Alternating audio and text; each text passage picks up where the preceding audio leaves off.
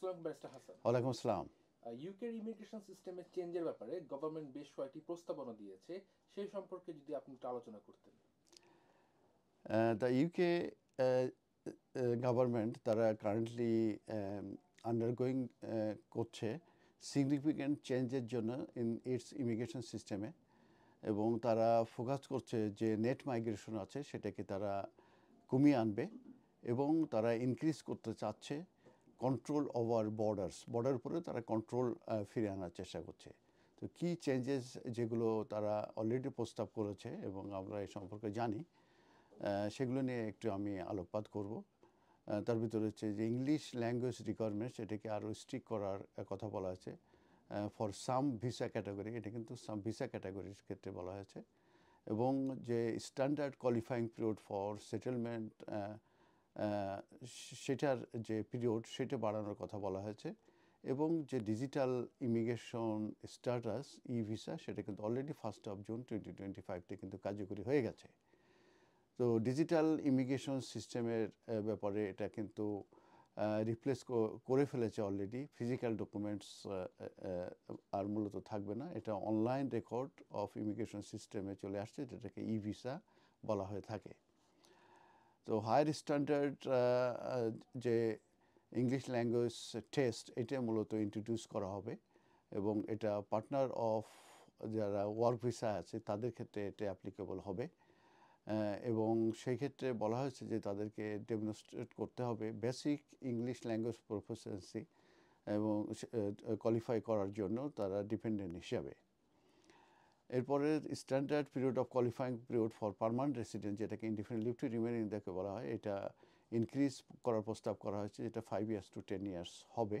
এটার কনসালটেশনের জন্য আমরা অপেক্ষা করছি, এটা end of this year consultation হবে, তারপরে এটার উপর একটা ডিসিশন হবে।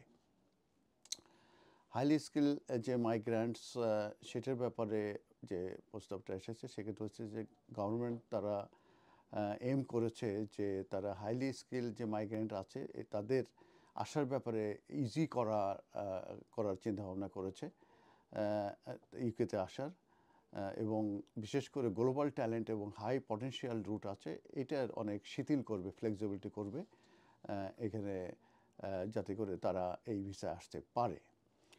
গ্র্যাজুয়েট ভিসার ব্যাপারে বলা হয়েছে যে এটা কন্টিনিউ করবে, তবে এটা মূলত 18 মান্থসে করার ব্যাপারে একটা প্রস্তাব দেয়া হয়েছে গভর্নমেন্টের থেকে। তারপরে স্কিল ওয়ার্কার ভিসার চেঞ্জের ব্যাপারে যেটা বলা হয়েছে যে এটার যে স্যালারি আছে এটা 2025 থেকে অলরেডি কিন্তু ইনক্রিজ হয়ে গেছে, আমরা জানি 1 এপ্রিল থেকে।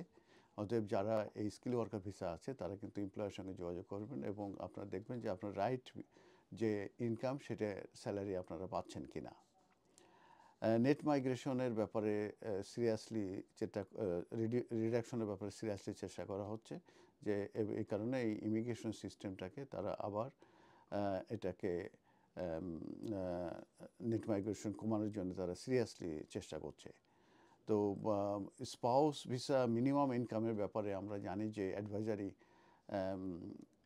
যে কমিটি আছে ম্যাক, মাইগ্রেশন অ্যাডভাইজারি কমিটি, তারা কিন্তু একটা রিপোর্ট দিয়েছে, এবং তারা বলেছে যে 38,700 করা ঠিক হবে না, এটা এক্সেসিভ হয়ে যাবে, এবং তারা একটা প্রস্তাব দিয়েছে ইন বিটুইন 23 থেকে 25,000 পর্যন্ত।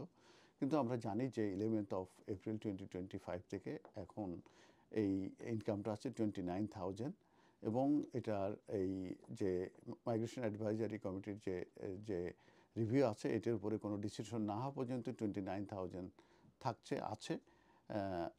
এরপরে কোনো পরিবর্তন হলে অবশ্যই আপনাদেরকে আমরা জানাবো।